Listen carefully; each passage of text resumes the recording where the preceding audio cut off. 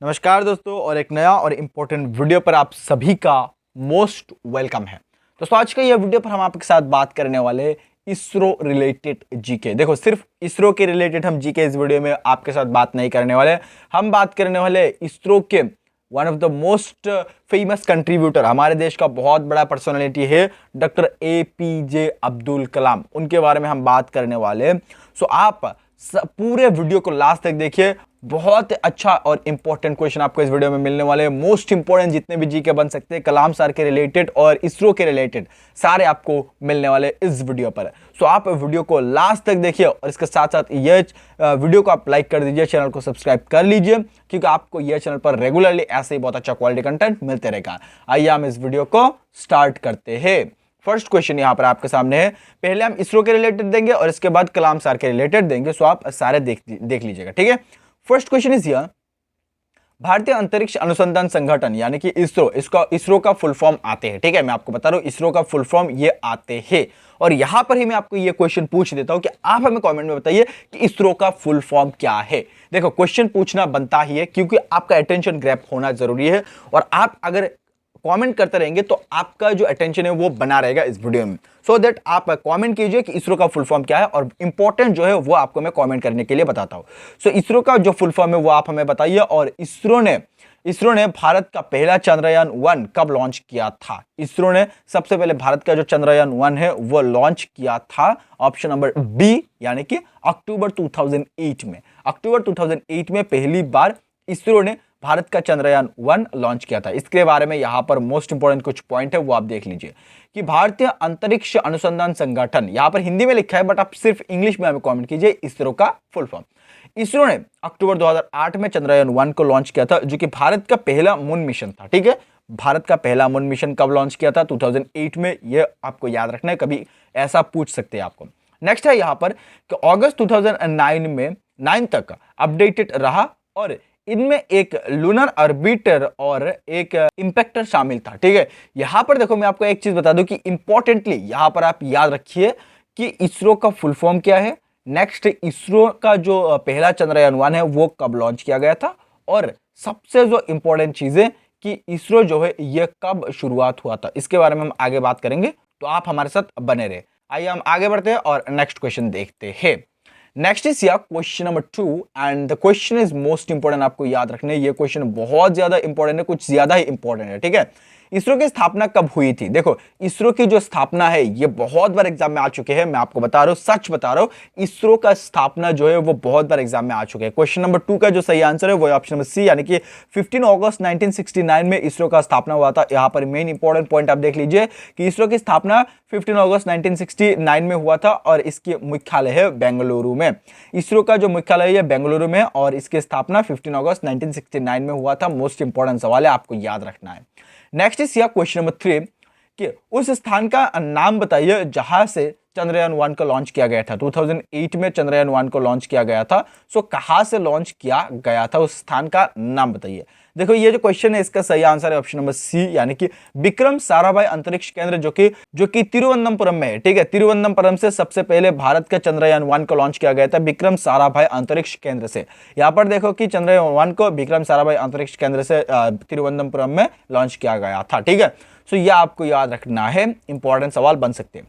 Next question, question number 4 is कि Chandrayaan 1 mission के लक्ष्य का उल्लेख करें, ठीक है। मिशन का जो लक्ष्य है वो क्या था? 4 का जो सही आंसर है वो ऑप्शन नंबर डी, यानी कि उपयुक्त सभी। ये तीनों एक्चुअली चंद्रयान 1 का जो मिशन है उसका लक्ष्य था। यहां पर दोस्त, अगर मैं ये तीनों एक एक करके समझाने लग जाऊं तो बहुत टाइम लग जाएगा। सो दैट आप ये पढ़ लीजिए, वीडियो को पॉज कीजिए और पढ़ लीजिए। मैं आपको बता रहा हूं कि उपयुक्त सभी ये चंद्रयान 1 का मिशन था। एक्चुअली ये इतना इंपॉर्टेंट नहीं था, बट आप जान लीजिए, ठीक है। आगे बढ़ते हैं और नेक्स्ट क्वेश्चन करते हैं। क्वेश्चन नंबर 6 है कि इसरो द्वारा चंद्रमा पर भारत का दूसरा मिशन क्या है, ठीक है। इसरो द्वारा जो भारत का चंद्रयान 1 के बाद दूसरा मिशन क्या है? सही आंसर है इसका ऑप्शन नंबर ए, यानी कि चंद्रयान 2।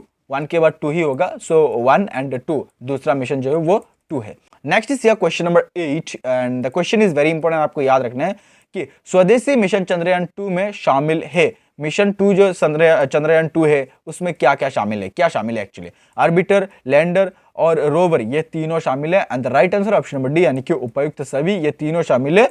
ऑर्बिटर, लैंडर और रोवर, ये तीनों चंद्रयान 2 में शामिल है, ये आपको याद रखना है। Option number D is the right answer. Question number 10, Chandrayaan 1 mission के परियोजना निर्देशक कौन थे, ये मैं आपको बता रहा हूं। क्वेश्चन नंबर 10 का जो सही आंसर है, परियोजना निर्देशक कौन थे, सही आंसर ऑप्शन नंबर ए यानी कि एम अन्नादुराई। इनका नाम था एम अन्नादुराई और उन्होंने चंद्रयान 1 मिशन के परियोजना निर्देश किया था या फिर निर्देशक था। आगे बढ़ते हैं दोस्तों, यहाँ पर मोस्ट इंपोर्टेंट पर्सनालिटी कलाम सर के रिलेटेड कुछ क्वेश्चन आ चुके हैं कि अब्दुल कलाम हमारे भारत का बहुत बहुत बहुत बड़ा इंपॉर्टेंट पर्सनालिटी है और बहुत फेमस पर्सनालिटी है। हम जानते हैं वो कितने कंट्रीब्यूट कर चुके हैं हमारे देश के लिए, कितने कंट्रीब्यूट करके गए हैं। सो इनके बारे में क्वेश्चन हर एग्जाम में पूछा जा सकता है और जाते भी है। सो वो आप देख लीजिए। सबसे पहला क्वेश्चन यहाँ पर आपके सामने है कि डॉक्टर अब्दुल कलाम का पूरा नाम क्या है। देखो ये बहुत बेसिक सवाल है और बहुत इंपॉर्टेंट सवाल है।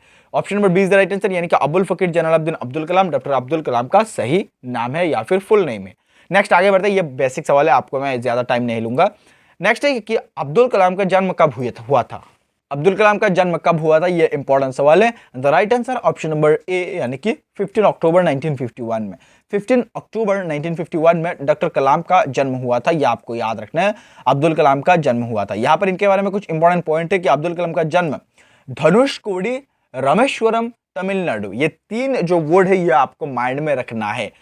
अगर पूछ दे कि किस जगह पर हुआ था और ऑप्शन में धनुषकोडी रहे तो वो आप सही आंसर देंगे, अगर ऑप्शन में रामेश्वरम रहे तो वो आप सही आंसर देंगे, अगर ऑप्शन में तमिलनाडु रहे तो आप तमिलनाडु देंगे। ये तीनों में से किसी भी एक रहे तो आप वो आंसर देंगे। भारत में 15 अक्टूबर 1931 में उनका जन्म हुआ था और उनका जन्म मुस्लिम परिवार में हुआ था। ये तीनों पॉइंट आपको याद रखना है और 15 अक्टूबर 1931 में इनका जन्म हुआ था। Question number 3 is here about Kalam sir.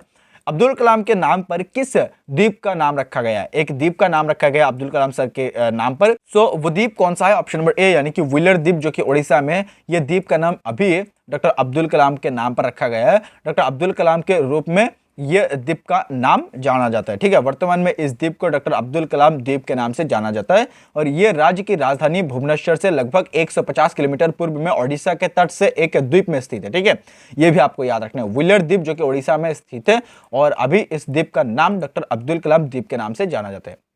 4 is here question number 4, निम्नलिखित में से कौन सी पुस्तक अब्दुल कलाम द्वारा नहीं लिखी गई है। ठीक है, अब्दुल कलाम द्वारा किस पुस्तक को नहीं लिखी गई है। क्वेश्चन नंबर 4 का जो सही आंसर है वो है ऑप्शन नंबर डी यानी कि ए हाउस फॉर मिस्टर विश्वास। ये जो बुक है ये अब्दुल कलाम द्वारा नहीं लिखी गई है और ये तीनों बुक कलाम सर के द्वारा लिखी गई है। Option A, option B and option C, ये तीनों आप देख लीजिए।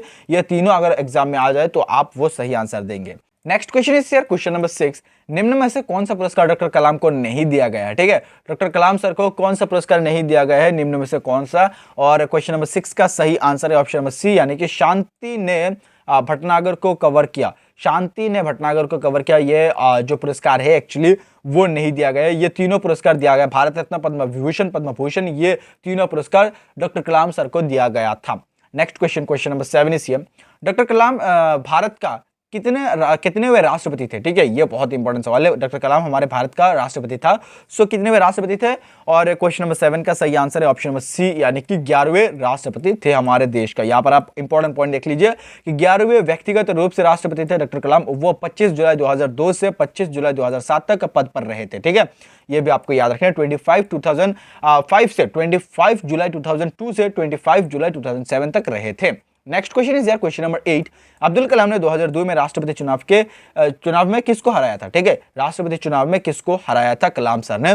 सही आंसर है क्वेश्चन नंबर 8 का ऑप्शन नंबर बी यानी कि लक्ष्मी सहगल। लक्ष्मी सहगल को हराया था डॉक्टर कलाम सर ने। यहाँ पर इनके बारे में कुछ व्याख्या है वो भी आप देख लीजिए कि अब्दुल कलाम में हुए राष्ट्रपति चुनाव में लक्ष्मी सहगल को हराया था। उन्होंने 2002 का जो राष्ट्रपति चुनाव है उसमें 9,22,884 के चुनावी वोट से जीता था। ठीक है, 84, ठीक है, 9,22,884 के चुनावी वोट से जीते थे डॉक्टर कलाम, जो कि 2002 में वो राष्ट्रपति बने थे। उस टाइम लक्ष्मी सहगल को हराकर वो राष्ट्रपति बने थे और भारत का 11वें राष्ट्रपति थे। तो दोस्तों आज के ये वीडियो पर मैं आप लोगों को इसरो एंड कलाम सर के रिलेटेड सारे क्वेश्चन आपको मैं बता दिया। थैंक यू सो मच ये वीडियो यहाँ तक देखने के लिए। एडवांस हैप्पी न्यू ईयर आपको इस वीडियो देखने के लिए। हमारी तरफ से बहुत बहुत धन्यवाद। आपके साथ मिलते हैं किसी और एक अच्छे वीडियो के साथ और आपके लिए कुछ हम नया साल में कुछ नया लेके आ रहे हैं। सो आप हमारे साथ बने रहे, चैनल को सब्सक्राइब कीजिए। Thank you so much again इस वीडियो यहाँ तक देखने के लिए। धन्यवाद। जय हिंद, जय भारत।